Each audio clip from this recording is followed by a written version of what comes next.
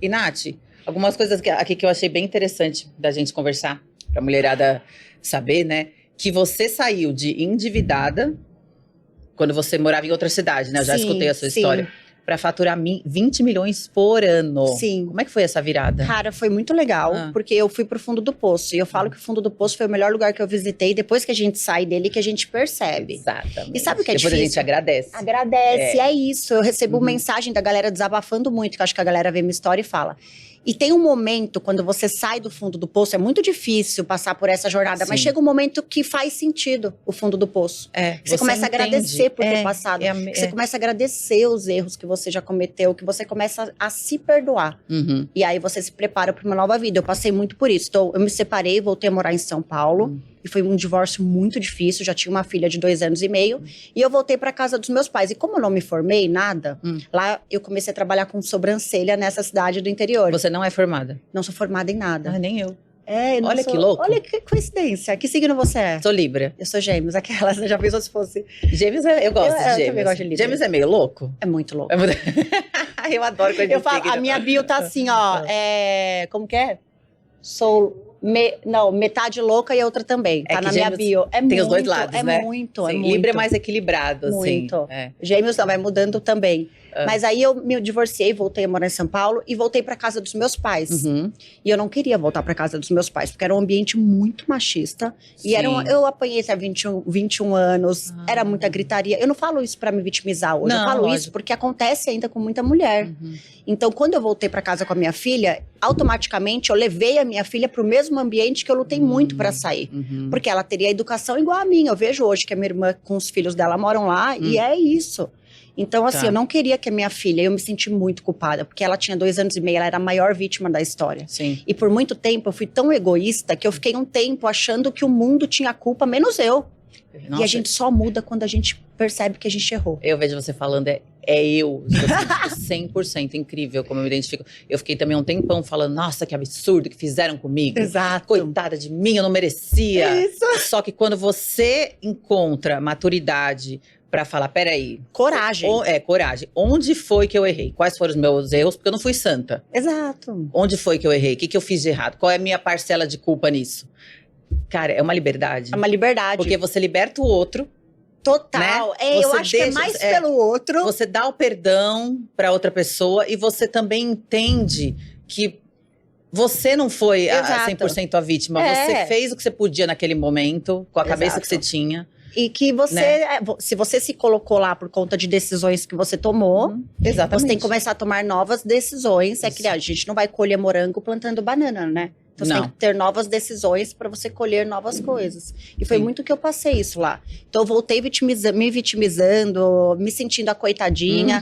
E aí eu percebi que o mundo não ia parar para resolver meu problema, as pessoas não iam parar de viver a vida delas para resolver o meu problema, e eu tava me afundando cada vez mais, e ainda tava jogando terra em cima de mim, com uma filha.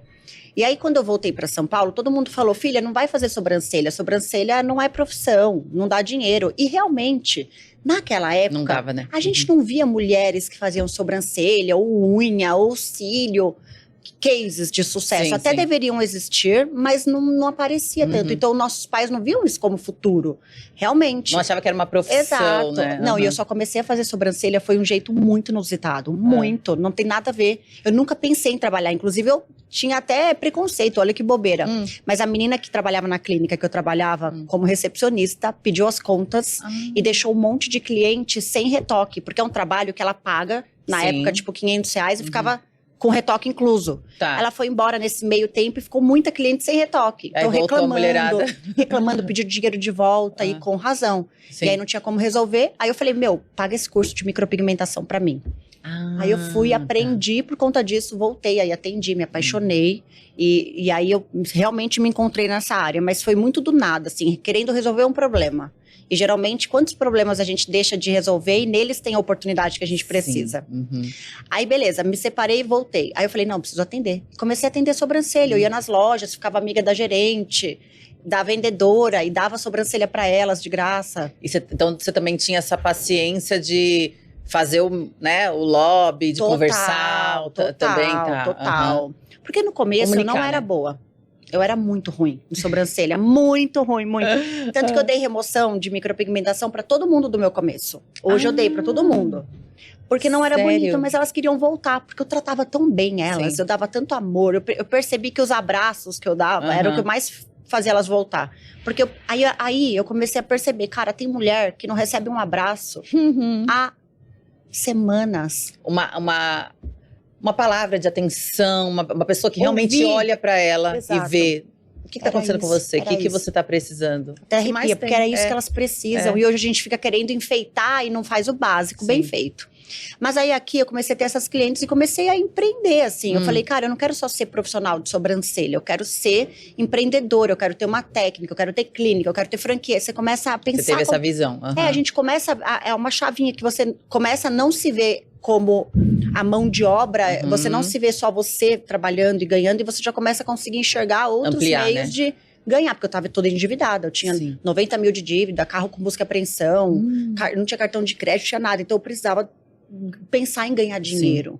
Se E aí, virar, né? uma vez eu li um livro que era O Poder do Subconsciente. Esses livros de energia, frequência, cocriação mudaram também minha vida. Muito Eu acredito legal também muito. É. Muito. E aí ele fala assim uma hora, se você tem dívida, se você ficar pensando na sua dívida, você vai trabalhar de duas uma. Ou você vai trabalhar só o suficiente para pagar ela, porque você pensa tanto nela que você vai limitar até o teu ganho nela. Sim. Ou você vai fazer ela crescer, porque você tá Exatamente. focando energia nela, onde foca energia cresce.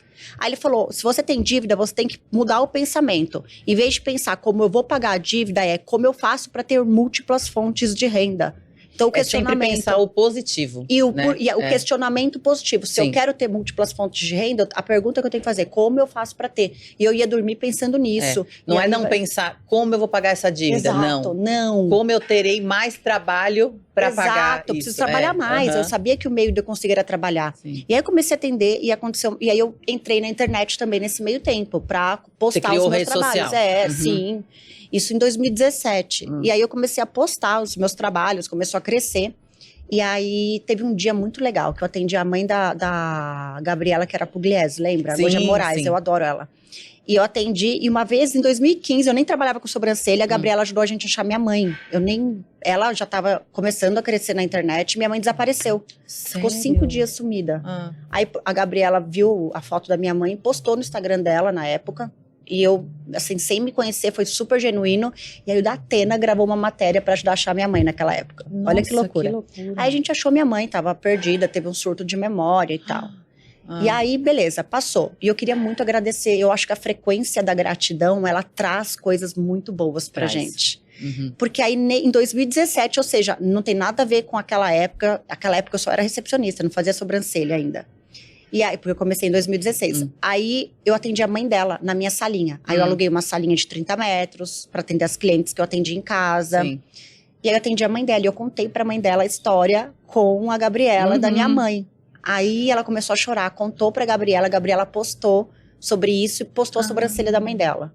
Aí, menina, eu tive muita procura. Que maravilhoso. Olha como Deus é bom, a Sim. energia, o universo. Conspira. Você começar a intencionar coisas boas, começar a não ter mais aquele sentimento de rancor e raiva, e começar a ter sentimento de gratidão pelas pessoas, ter sentimento de querer ajudar as pessoas, ter sentimento de querer ser melhor todos os dias pras pessoas. Isso traz muita coisa boa pra gente. Traz, com certeza. E aí mudou a minha vida. Eu comecei a pensar como empreendedora. Eu falei, cara, eu preciso começar a contratar. Eu não vou conseguir atender todo mundo.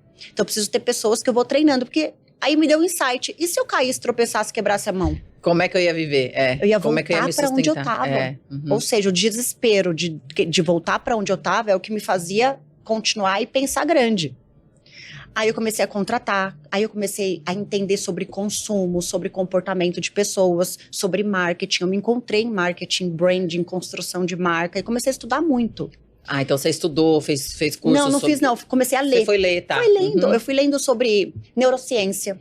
Eu adoro Eu também, isso. menina. Nossa senhora, neurociência do consumo, por que as pessoas consomem. E aí que eu entendi que mais de 90% das decisões de compra é emocional. Sim. Então eu comecei a pensar o seguinte, se a compra é emocional, por que eu tava vendendo sobrancelha, que é o óbvio, que é o racional?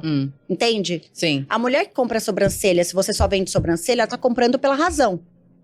Entende? Entendo. Então, tinha que começar a vender quem ela se tornaria depois que fizesse sobrancelha comigo, eu comecei a vender quem ela seria, a emoção de fazer, a emoção de se olhar no espelho, a autoestima dela. Eu comecei a vender as emoções que ela poderia sentir. Como ela iria se sentir Exato. com aquilo. Aí eu comecei a trazer experiência. Aí veio o marketing dos 5 sentidos na clínica, que eu coloquei cappuccino com Nutella, que é, né, criou a experiência, total, né? mas dos 5 sentidos. Então, para a experiência, para a gente ativar o 6º sentido, ou seja, para a gente ocupar uma parte na memória do cliente, porque marketing é guerra por território mental. Então, para ocupar esse território mental, eu preciso ativar os sentidos dela para que ela lembre dali, porque o sentido é a porta de entrada para a memória.